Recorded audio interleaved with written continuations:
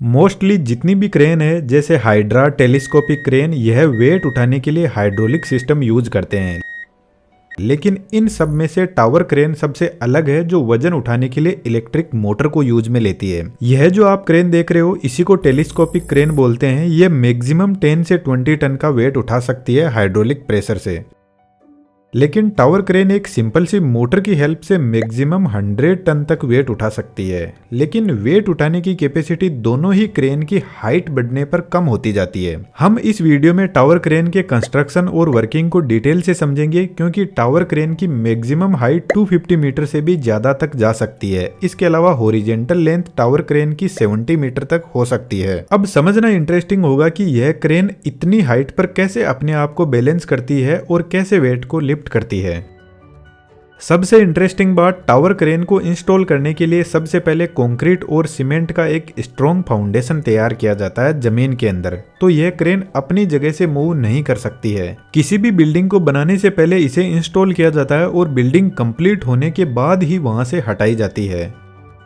Foundation तैयार करने के बाद टेलीस्कोप क्रेन की हेल्प से क्रेन को बिल्ड किया जाता है। मेन टावर के एक एक ब्लॉक को उठाकर एक के ऊपर एक को सेट किया जाता है। यह जो ब्लॉक है इनको मास्ट बोलते हैं। लेकिन अभी मैंने बताया कि टावर क्रेन तो 250 मीटर से भी ज्यादा हाइट तक जा सकती है, लेकिन टेलीस्कोप क्रेन तो इस टावर क्रेन को 15 से 20 मीटर तक ही बिल्ड कर पाएगी और इतनी ही हाइट पर क्रेन को पूरा बिल्ड कर देगी। उसके बाद में टावर क्रेन खुद अपने आप की हाइट को बिल्डिंग की हाइट के साथ साथ में बढ़ाती जाएगी। सबसे पहले हम टावर क्रेन के ऑपरेशन को समझते हैं, उसके बाद में यह कैसे अपनी हाइट एडजस्ट करती है उसको भी डिटेल से समझेंगे। टावर क्रेन कुछ इस तरीके से टर्न कर सकती है और क्रेन को टर्न करवाने के लिए यहाँ पर powerful slip ring induction motor लगी रहती है। स्लिप रिंग इंडक्शन मोटर की खास बात है, जरूरत पड़ने पर मोटर के टॉर्क को एक्सटर्नल रेजिस्टेंस की हेल्प से बढ़ाया जा सकता है, जिससे क्रेन और ज्यादा पावरफुल बन जाएगी। यहाँ पर यह जो बड़ा गियर लगा है जिसके ऊपर पूरी ऊपर की क्रेन रोटेट कर रही है, इसको टर्न टेबल बोलते हैं। अब यहाँ पर लगी मोटर क्रेन को कितना ही रोटेट करवा सकती है। तो क्रेन 1.5 राउंड कंप्लीट कर लेती है तो यहाँ पर एक लिमिट स्विच लगा रहता है जो मोटर को बंद कर देता है, क्योंकि क्रेन अब ज्यादा रोटेट करेगी तो इलेक्ट्रिसिटी की सारी केबल्स टूट जाएगी।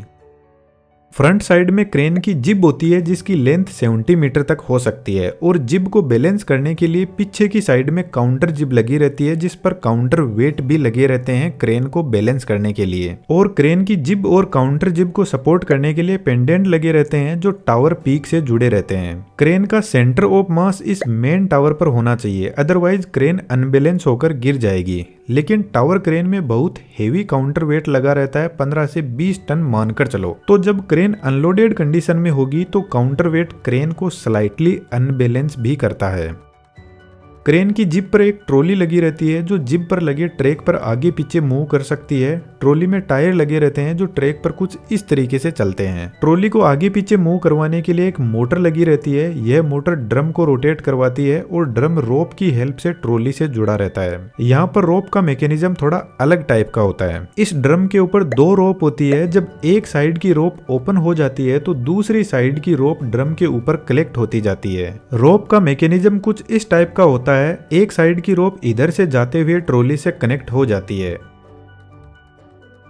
और दूसरी साइड की रोप भी ट्रॉली से कनेक्ट रहती है, जो जिप पर ऐसे चक्कर लगाते हुए वापस ड्रम के पास में पहुंचती है। तो जब ट्रॉली आगे की तरफ जाएगी तो यह वाली रोप ट्रॉली को आगे की तरफ पुल करेगी और ड्रम पर कलेक्ट होती जाएगी और दूसरी वाली रोप ओपन होती जाएगी। जब ट्रॉली पीछे की तरफ आएगी तो अब की बार यह रोप ड्रम पर कलेक्ट होगी।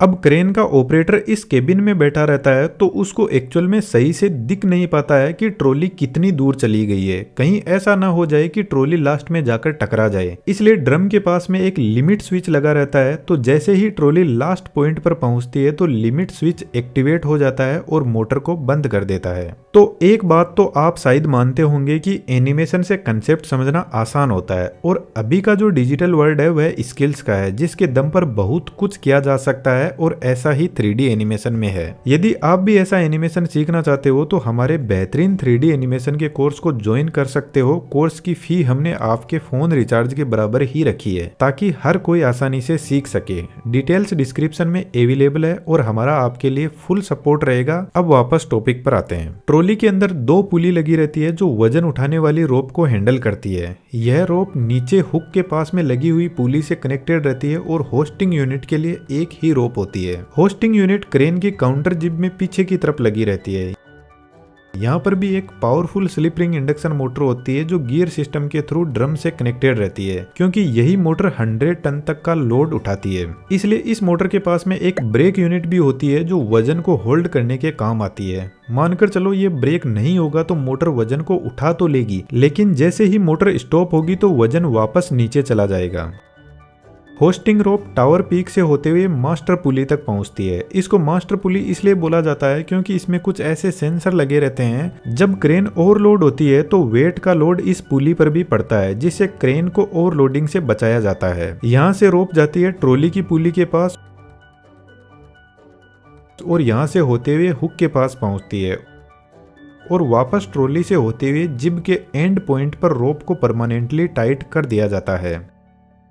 जब होस्टिंग मोटर रोटेट करते हुए रोप को ओपन करेगी तो हुक धीरे धीरे नीचे जाने लगेगा। और अब यहाँ पर भी सेम सिचुएशन होती है। ऑपरेटर को एग्जैक्टली पता नहीं रहता है कि हुक ग्राउंड के टच हुआ कि नहीं, क्योंकि इतनी दूरी से दिखाई नहीं देता है। तो जैसे ही हुक ग्राउंड के टच होता है तो होस्टिंग यूनिट के पास में भी एक लिमिट स्विच लगा रहता है जो ऑपरेट होता है और मोटर को बंद कर देता है। इस क्रेन को ऑपरेट करने के लिए 2 ऑपरेटर होते हैं। एक ऑपरेटर केबिन में बैठा रहता है और दूसरा नीचे ग्राउंड पर रहता है और दोनों एक दूसरे से वॉकी टॉकी से इंस्ट्रक्शन देते हैं। अब इस क्रेन को वजन उठाने की कैपेसिटी जिब की लेंथ के हिसाब से होती है। यदि ट्रॉली टर्न टेबल के एकदम पास में है तो ये मैक्सिमम वजन उठा सकती है। जैसे मानकर चलते हैं 100 टन का वजन उठा सकती है, लेकिन जैसे जैसे ट्रॉली टर्न टेबल से दूर जाती जाएगी तो इसकी वजन उठाने की कैपेसिटी कम होती रहेगी और जिब के एंड पर तो मुश्किल से क्रेन 5 से 6 टन मैक्सिमम वजन उठा पाती है। अब आता है सबसे इंपॉर्टेंट पार्ट, क्रेन अपनी हाइट को कैसे एडजस्ट करती है। लेकिन इससे पहले आपसे एक रिक्वेस्ट है कि यदि आप हमें कोई सजेशन देना चाहते हैं तो कमेंट बॉक्स में जरूर से लिखें और थोड़ा डिटेल में हमें बताएं। इस चैनल को थोड़ा स्पीड में ग्रो करने के लिए हमारी हेल्प जरूर से कीजिएगा। टावर के चारों तरफ एक केज लगा रहता है जिसको टेलीस्कोपिंग केज बोलते हैं और यही क्रेन को लिफ्ट करने में हेल्प करता है। इस केज के नीचे की साइड में लॉक लगे रहते हैं जिससे केज नीचे नहीं जाता और केज के चारों तरफ ऊपर और नीचे की साइड में छोटे छोटे व्हील्स लगे रहते हैं।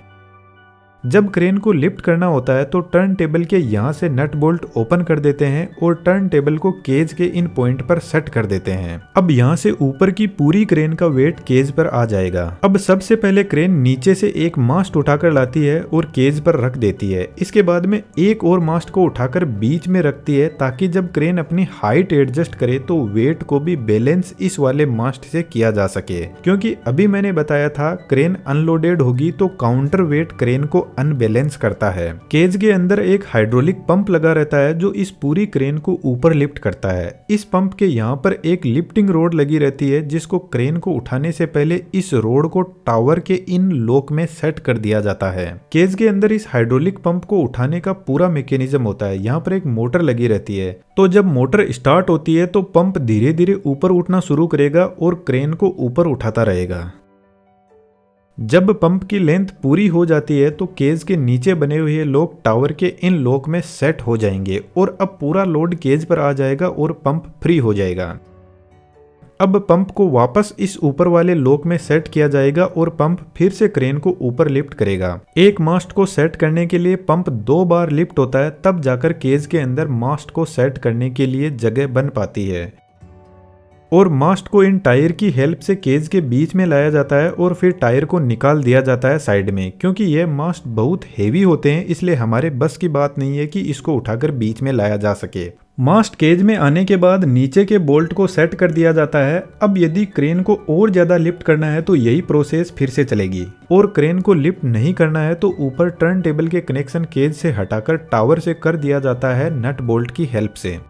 अब यदि टावर क्रेन बहुत ज्यादा हाइट पर चली गई है तो इसको सपोर्ट की जरूरत पड़ती है, तो बिल्डिंग के कॉलम के साथ टावर क्रेन को कनेक्ट करके बीच बीच में सपोर्ट दिया जाता है। जब टावर क्रेन बहुत ज्यादा हाइट पर होती है तो यहाँ पर एयर के साथ में कॉम्प्रोमाइज करना बहुत जरूरी है। यदि विंड की स्पीड 40 किलोमीटर पर आवर से ज्यादा है तो टावर क्रेन ऑपरेट करना सेफ नहीं है। इसके अलावा जब आंधी तूफान जैसी सिचुएशन होती है तो टावर क्रेन गिर सकती है, इसलिए जब क्रेन बंद रहती है तो उस कंडीशन में क्रेन को फ्री कर दिया जाता है मोटर से, ताकि विंड की डायरेक्शन में क्रेन अपने आप को रोटेट कर सके।